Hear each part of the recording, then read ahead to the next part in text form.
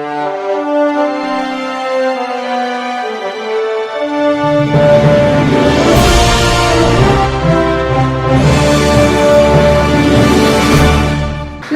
मी Shweta Pawar. City TV लाईव्हच्या बातमीपत्रात आपलं स्वागत आहे.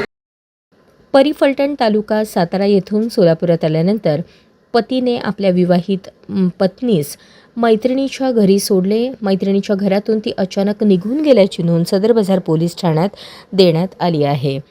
पत्नी ही ITI डफरीन चौक सोलापूर येथे परीक्षा देत होती. परीक्षेसाठी ती सोलापुरात आल्यानंतर पतीने तिच्या मैत्रिणीच्या घरी तिला सोडले. मात्र परीक्षेस न जाता ती विवाहित महिला कुठेतरी निघून गेली.